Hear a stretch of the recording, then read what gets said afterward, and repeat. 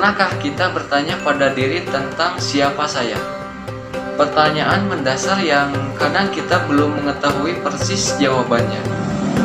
Terkadang kita hanya mengetahui diri kita sebatas nama diri, orang tua kita, plus alamat tinggal dan sedikit karakter yang melekat. Kan tetapi benarkah kita hanya sebatas itu?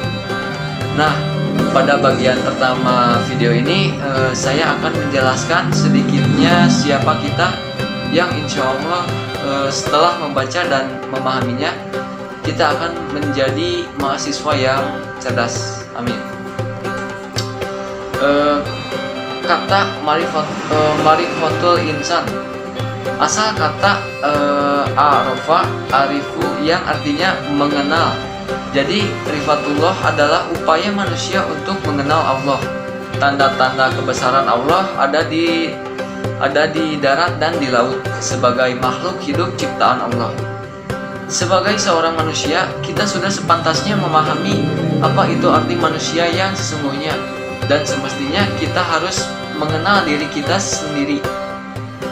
Siapa diri kita, dari mana kita berasal, apa yang sedang kita kerjakan di muka bumi ini, dan seterusnya. Dengan begitu kita dapat memposisikan diri. Definisi manusia itu sendiri bisa kita pahami secara bahasa bahwa manusia berasal dari kata manu. Sangsekerta untuk bahasa Latinnya itu mens, yang berarti berpikir, berakal budi, atau makhluk yang berakal budi, atau mampu menguasai makhluk lain. Secara istilah, manusia dapat diartikan sebuah konsep atau sebuah fakta, sebuah gagasan atau realitas, sebuah kelompok, atau seorang individu. Manusia adalah salah satu makhluk ciptaan Allah yang memiliki peranan penting dalam kehidupan di muka bumi. Manusia juga dipandang sebagai makhluk yang paling tinggi derajatnya dibandingkan makhluk Allah yang lainnya. Bahkan Allah menyuruh para malaikat untuk bersujud kepada Adam alaihi salam. Sebagaimana dalam firman Allah dalam Quran surat Al-Baqarah ayat 34, dan ingatlah ketika kami berfirman kepada para malaikat, sujudlah kamu kepada Adam, maka sujudlah mereka kecuali iblis. Ia enggan dan takabur, dan adalah ia termasuk golongan orang-orang yang kafir. Oke, di sini saya akan mengungkapkan asal penciptaan manusia. Dilihat dari asal penciptanya, manusia tersusun dari unsur bumi dan unsur langit. Unsur bumi karena manusia diciptakan dari tanah.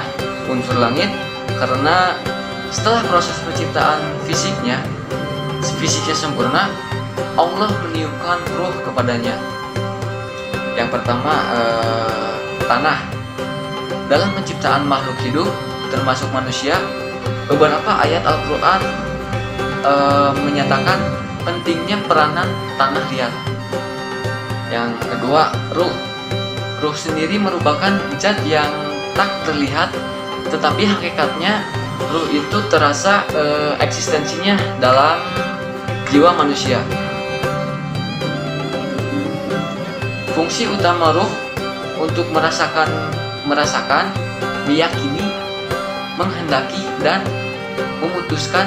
Rasulullah Shallallahu Alaihi Wasallam mengatakan bahwa di dalam jasad ada segumpal daging. Bila daging itu baik, maka baiklah seluruh jasad. Namun bila daging itu rusak, maka rusaklah seluruh jasad. Segumpal daging itu adalah hati manusia. Dalam hal ini konteks pembahasan, hati bukanlah hati secara fisik, walaupun juga sangat menentukan kesehatan tubuh. Oke, tadi kan yang pertama asal muasal penciptaan manusia.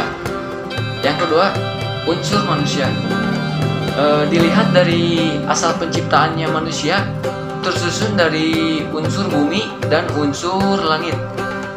Unsur bumi karena manusia diciptakan dari tanah, unsur langit karena setelah proses penciptaan fisiknya sempurna, maka Allah meniupkan ruh kepadanya. Dari dua unsur itu berdasarkan fungsinya. Manusia disimbolkan dengan 3 unsur utama, yaitu hati, akal, dan jasad. Oke, kita tentu ingat bagaimana Rasulullah dan para sahabat membentuk peradaban yang luar biasa indah. Kisah teladan itulah yang kita contoh untuk membangun peradaban manusia agar kembali kepada Al-Quran dan Sunnah Rasul. Nah, sedikitnya semua tentang manusia sudah saya bahas, bahwa kita sebagai manusia adalah hamba Allah yang tidak boleh hidup semaunya sendiri, karena yang menciptakan kita telah membuat aturannya. Jika tidak tinggal di bumi, maka di mana lagi kita hidup? Dan sungguh murka pemilik bumi ini yang telah memberikan kepercayaan kepada kita. Jika kita selalu menentang dan maksiat padanya, naudzubillah. Pencerahan tentang hakikat diri telah kita dapatkan, maka sekaranglah saatnya untuk mereformasi diri kita menjadi manusia yang cerdas, manusia yang tidak hanya memikirkan kepentingan dunia atau yang hanya sesaat, namun juga berpikir jauh ke depannya tentang kematian dan kehidupan akhirat. Oke, cukup sekian pembahasan tentang Ma'rifatul Insan. Saya Anggi. Wassalamualaikum warahmatullahi wabarakatuh.